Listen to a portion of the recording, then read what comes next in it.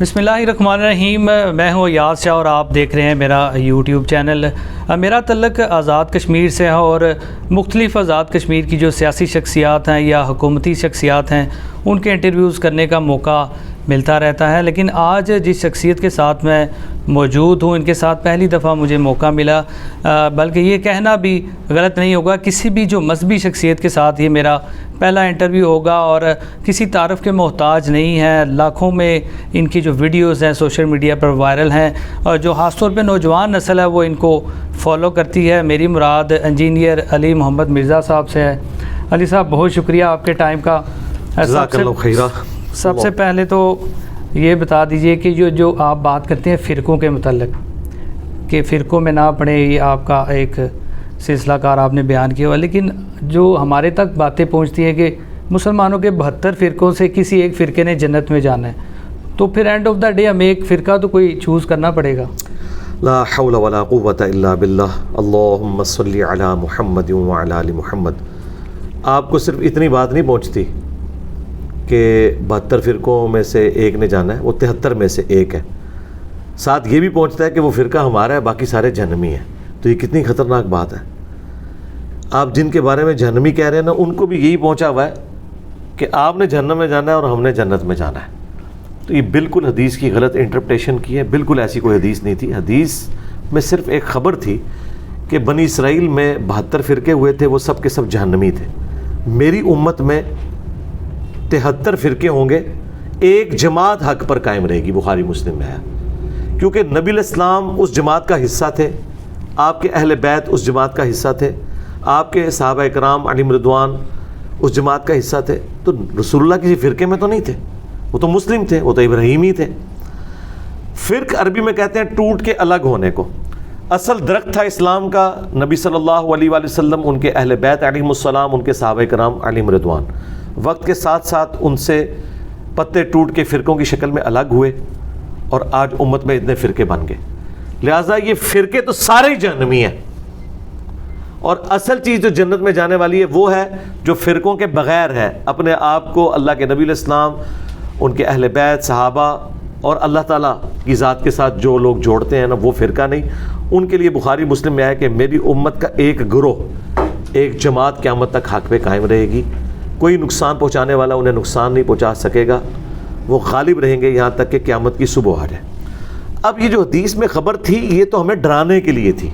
जिस तरह कि मुस्लिम शरीफ में हदीस है कि कुर्बे क़यामत में औरतें ऐसा लिबास पहनेंगी गोया कि नंगी हों, या वो बारीक लिबास होगा या वो लिबास चुस्त होगा। इसका मतलब हम ये निकाल लेंगे कि अल्लाह के नबी ने फरमाया था कि कुर्बे क़यामत में औरतें चुस्त लिबास पहनेंगी, तो हम अपनी औरतों को इस तरह का लिबास पहनाएं? नहीं, बल्कि हम मतलब ये निकालेंगे कि हमने बचना है। लिहाजा ये फ़िरक़ों वाली हदीस इसलिए नहीं थी कि फ़िरक़े बनाओ, इसलिए था कि नहीं बनाने, क्योंकि कुरान में वाज़ेह हुक्म है वअतसिमू बिहब्लिल्लाहि जमीअन वला तफर्रकू, तुम सब के सब मिलकर अल्लाह की रस्सी को मजबूती से थाम लो और फ़िरक़ा वारियत में मत बटाओ। ये इसलिए था कि आपने फ़िरक़े नहीं बनाने, इसलिए नहीं कि आप फ़िरक़े बनाना शुरू कर दें। तो ये बिल्कुल पब्लिक के अंदर एक झूठ इन्होंने मशहूर कर दिया कि जी फ़िरक़ा होना चाहिए, फ़िरक़ा होना चाहिए। फ़िरक़ा नहीं होना चाहिए। फ़िरक़ा है तो आप मारे गए। और उससे बड़ी बात यह कि आप ये देख लें, सारे फ़िरक़ों को एक दूसरे को जहन्नमी कहते हैं। न्यू टीवी के ऊपर भी मेरा प्रोग्राम, कोई एक फ़िरक़ा भी इसके लिए राज़ी नहीं हुआ कि वो कह दे कि बाकी फ़िरक़ों के पीछे नमाज हो जाती है। और प्रोग्राम कर रहे थे इत्तेहाद उम्मत पे।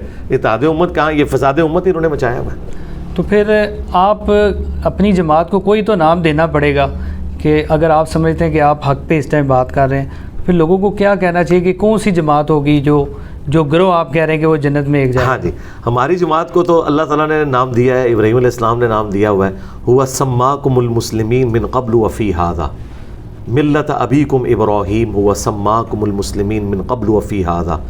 पैरवी करो इब्राहीम की मिल्लत की, जिसने कुरान के नुज़ूल से पहले तुम्हारा नाम मुस्लिम रखा था और अल्लाह ने इस किताब में तुम्हारा नाम मुस्लिम रख दिया।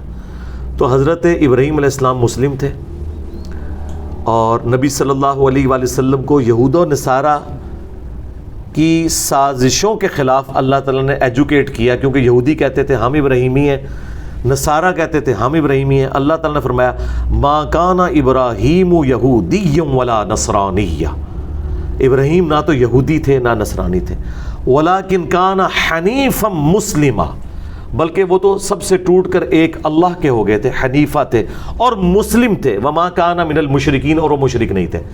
تو ہمارے نبی علیہ السلام بھی مسلم، ان کے جد امجد ابراہیم بھی مسلم، اور ہم بھی مسلم۔ اب آگے جو تفریقات ہو گئی ہوئی ہیں اس حوالے سے، جو فرقے بن گئے ہیں، تو میرے خیال ہے ہمیں ان فرقوں میں پڑھنے کی ضرورت ہی نہیں ہے۔ ہم اپنے آپ کو مسلم کہیں، اور مسلم جو ہے ان کی ٹیکسٹ بک ہے قرآن۔ رہ گئی احادیث جو سنی شیعہ کنفلکٹ کی وجہ سے آ گئی، تو وہ بھی 90% مسائل ایک جیسے ہیں۔ جو 10% مسائل ہیں ان سے کوئی فرق نہیں پڑتا۔ ہمارے عقائد نہ بخاری سے ثابت ہوں گے نہ اصول الکافی سے ہوں گے، عقائد قرآن سے ثابت ہوں گے، سیدھی سی بات ہے۔ اور قرآن سنی اور شیعہ کے درمیان کامن بانڈ ہے، غدیر خم کی حدیث قرآن اور اہل بیت۔ تو قرآن پاک کے خلاف تو اہل بیت کوئی تعلیم دے ہی نہیں سکتے نا۔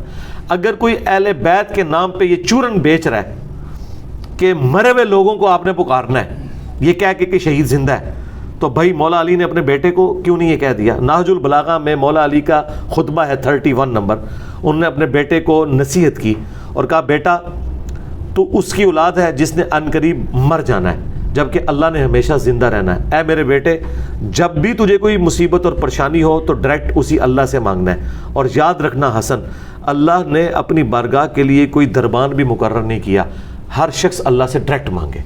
اگر حسن ابن علی کو مولا علی یہ نہیں کہہ رہے کہ مجھے بیچ میں ڈالنا ہے یا علی مدد کہنا ہے، تو سرکار باقی تو شاہی کوئی نہیں۔ اب کوئی کہے کہ نہیں جی ہمارے بزرگوں نے سکھایا، تو بھائی بزرگوں نے جو سکھانا تھا وہ تو مولا علی کا خطبہ موجود نہج البلاغہ میں، قرآن میں آ گیا ایاک نعبد و ایاک نستعین، اور سب سے بڑھ کر قرآن میں آیا امن یجیب المضطر اذا دعا، بھلا بتاؤ تو کون ہے جو مصیبت میں گھرے ہوئے شخص کی فریاد کو سنتا ہے، اس سے اس کی تکلیف کو دور کر دیتا ہے، اور تمہیں زمین پر اگلوں کا خلیفہ کرتا ہے۔ کیا اللہ کے ساتھ کوئی اور الہ بھی ہے؟ اس کے باوجود کہ شیعہ کے صبح و شام کے اذکار میں یہ آیت پڑھی جاتی ہو سورہ نمل کی، وہ ترجمہ بھی نہ پڑھ کے دیکھیں، اور وہ اٹھتے بیٹھتے اور ہستیوں کو پکارے، تو وہ ہستیاں تو خود اعلان برات ان سے کر دیں گی۔ اور یہاں پہ سنیوں نے جو تصوف کے نام کے اوپر ڈرامہ بازی کی ہے، اور مرے ہوئے بابوں کو جو دربار دیکھتے ہیں اور انہیں کوئی پتہ نہیں اندر کون ہے، اوریجنل بندہ بھی ہو تب بھی مانگنا تو اللہ سے ہے۔ تو عقیدے قرآن سے لیے جائیں گے، باقی جو مسائل ہیں ان میں آپ اختلاف رائے رکھ سکتے ہیں، وہ کوئی مسئلہ نہیں ہے۔ میں ہاتھ چھوڑ کے بھی نماز پڑھتا ہوں، ہاتھ باندھ کے بھی۔